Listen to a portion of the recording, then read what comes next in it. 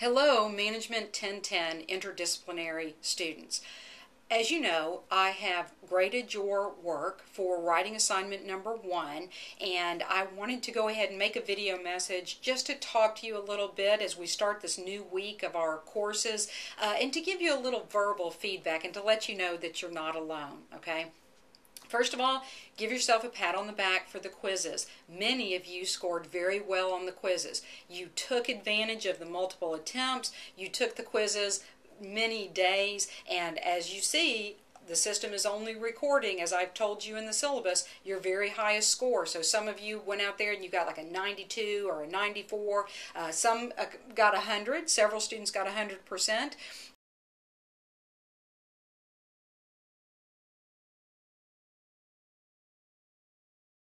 And then you went back and studied, and I can see, okay, you got a 50%, but that's okay because you were reviewing the material, and that's fantastic. I seldom look at that. I only looked at it because it was your first quiz, and I just wanted to see how everyone was doing. If you didn't do so well,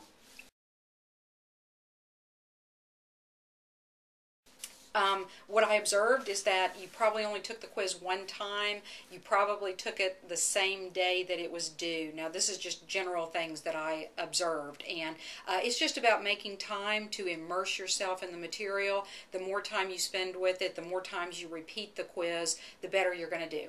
But let's get to the heart of the matter. Let's talk about writing assignment number 1, because I know that's what you're interested in. Okay. First of all, a note of personal feedback. Each student received personal feedback. So there's 2 ways you can look at the feedback that I posted for you. The first way is to go to the grades link in our course.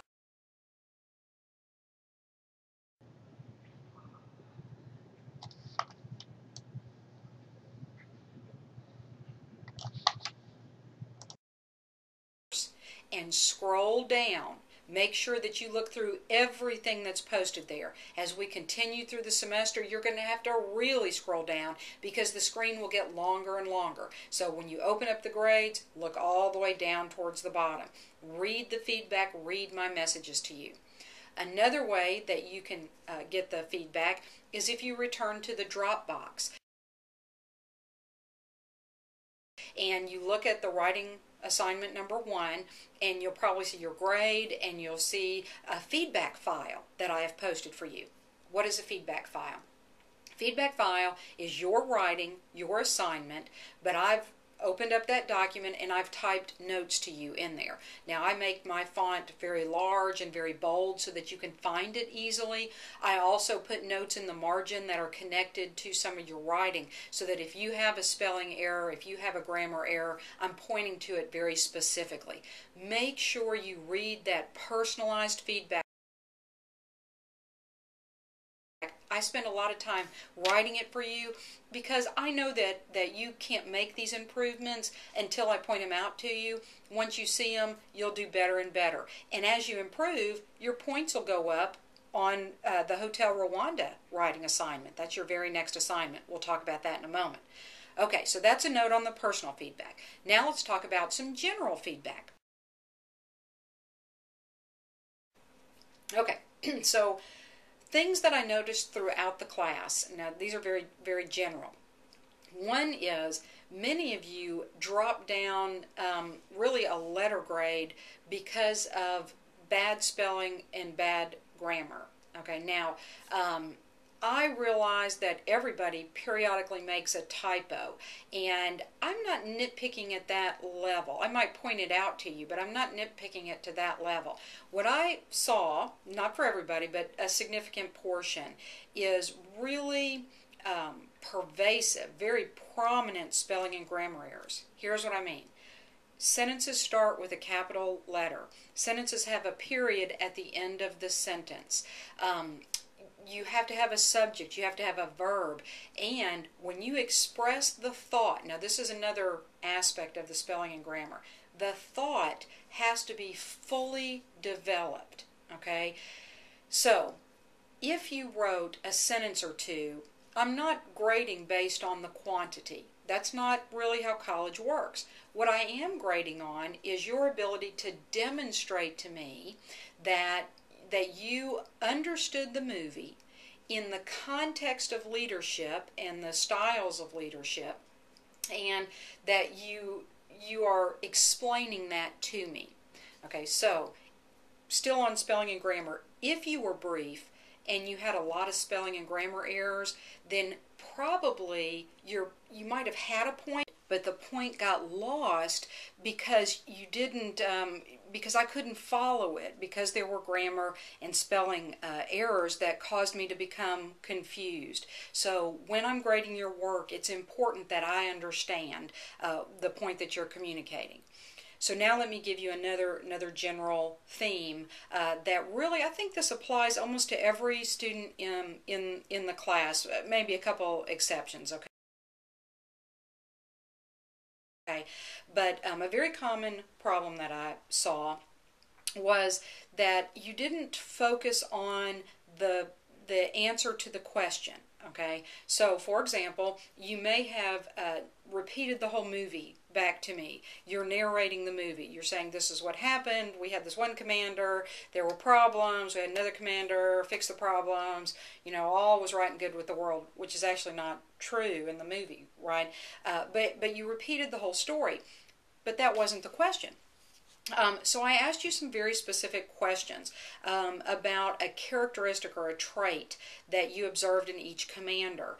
And before these questions, I also gave you additional information trying to really build up this concept that when we have a strength that is very, very dominant, it can be a strength. But it can also, if we don't act, if we don't behave correctly, it can also be a weakness. So if you told me a lot about the movie, you didn't explain how this strength was also a weakness. In fact, what some of you did is you listed about 5 strengths, and then you went on to talk about different weaknesses. Well, greatest strength means 1. Right? And then how was that strength also a weakness? So might have gotten a little miscommunication there, but you'll do better next time. Now, far more of you, instead of repeating the story back to me, you were overly brief. Again, I'm not grading on quantity, but my point of saying that you were too brief is to underscore the fact that you never conveyed your point. If you said, Davenport's greatest strength was friendliness.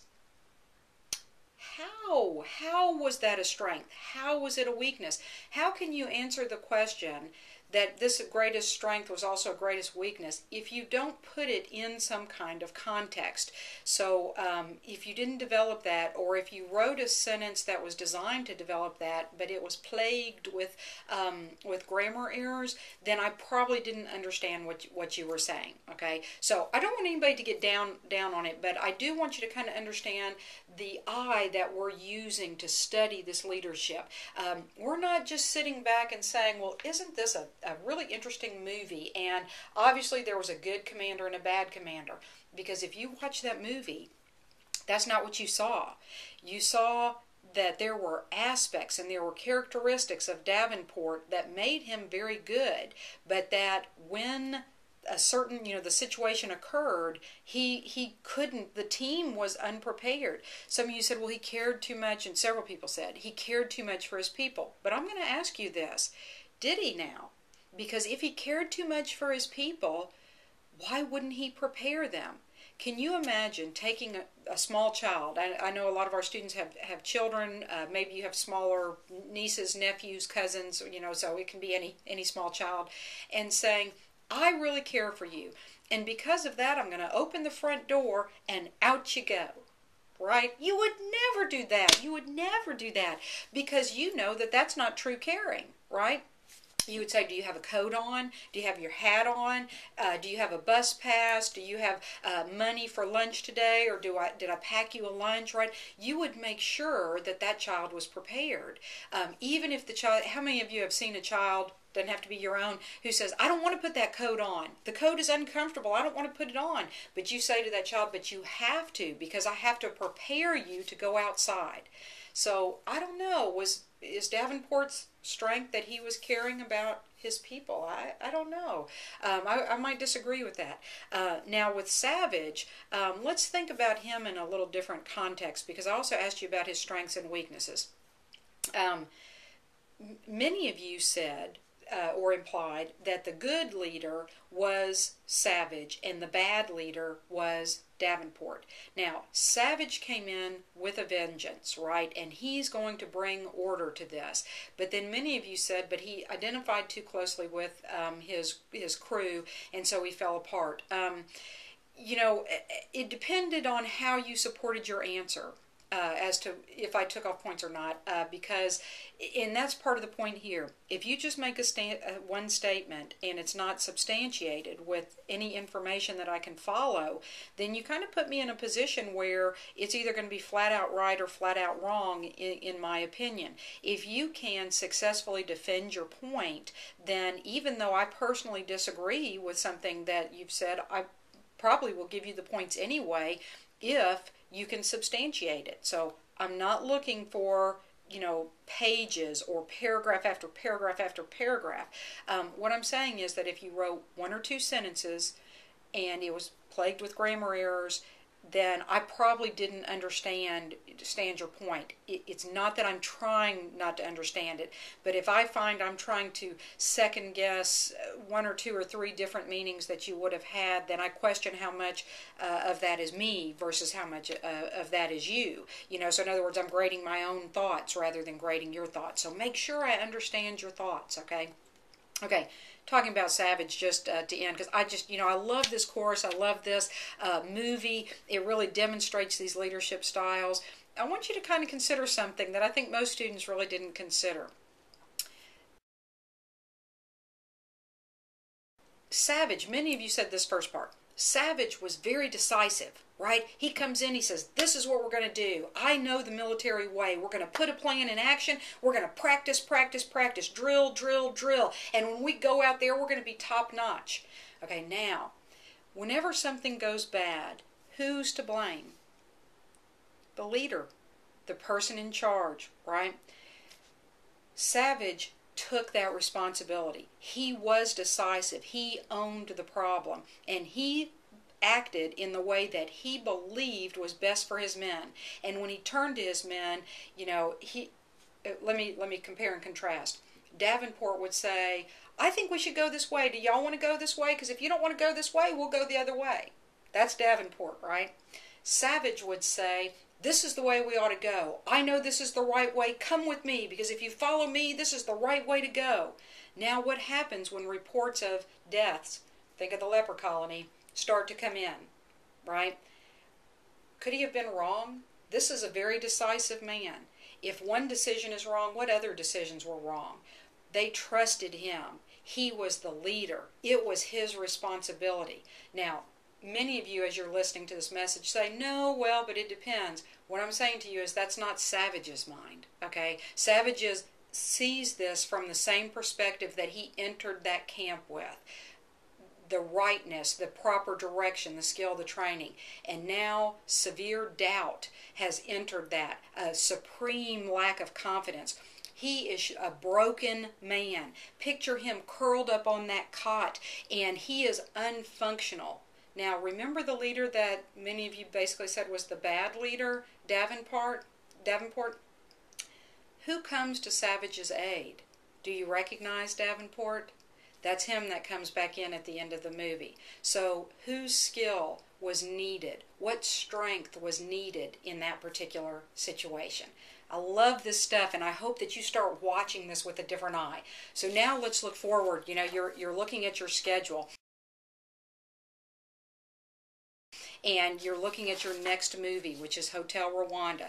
Now, first of all, let me offer this note of caution. You do need to make time to watch the movie. It's important that you watch it. It is required. It is not a family movie. It can be very difficult to watch. let me add to this that this is a true story. As we study leadership, this is a true story.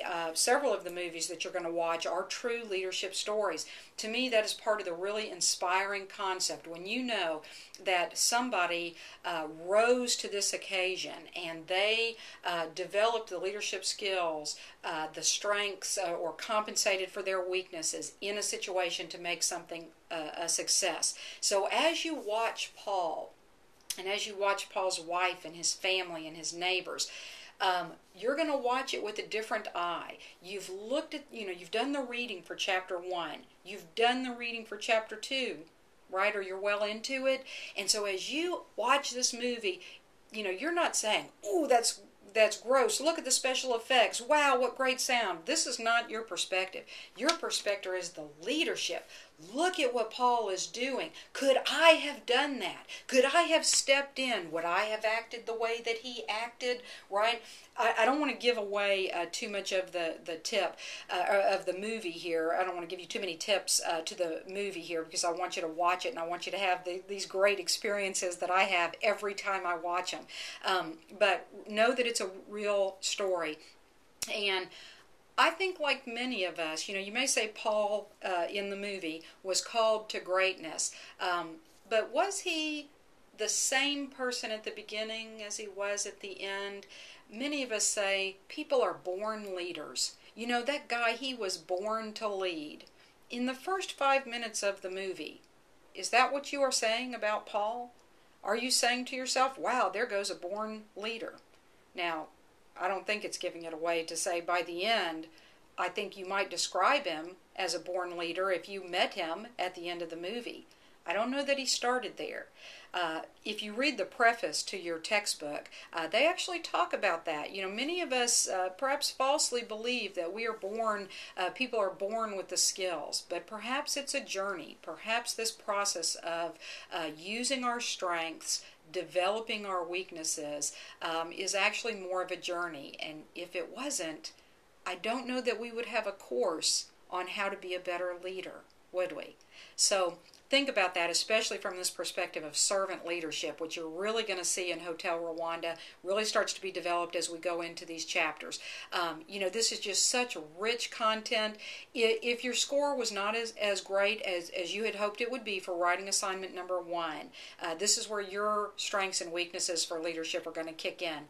Pick yourself up, dust yourself off, read the feedback file, even if it's a little difficult, and use those thoughts to improve. One final tip that I think will help you.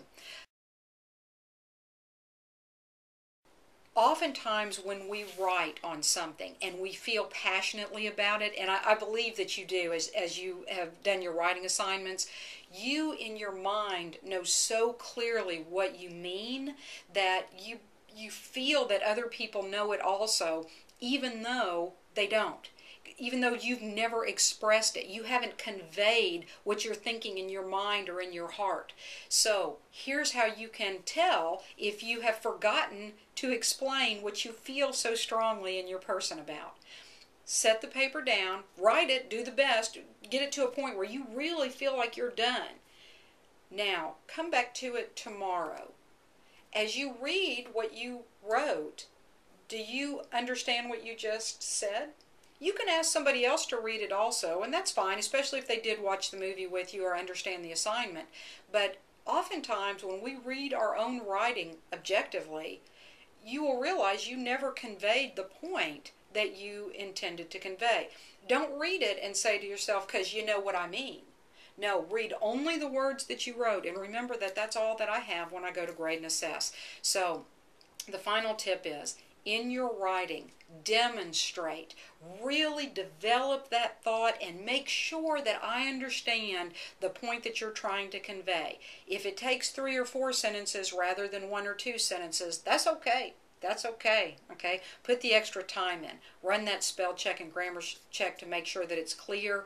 Let it rest a little bit and then read it again, and just make sure that you said what you wanted to say. It's kind of like when you watch a movie and then you start to retell the movie for the weeks to come, things really start to surface in your mind, the same thing will happen with your writing. So don't be discouraged. Use this feedback. Most of you did very well, and so you're to be commended. In fact, I want to thank you all for submitting the assignments into the Dropbox. I think this is the first semester that I've never had a student attempt to email me the assignments, because you know from the syllabus and you know from our discussions here that I don't accept assignments via email. They must be uploaded into the Dropbox. You did that. You've done well on your quizzes. So good job, and keep that up. We're just getting started, so you know you're pedaling up the hill right now, right? So it might be a little tough right now, but you're going to get going. You're going to build that momentum. So we'll be talking again soon, and keep up the good work. And I hope you enjoy Hotel Rwanda. It's powerful. Enjoy may not be the right word, but powerful is the right word. And we'll be talking to you soon. Okay?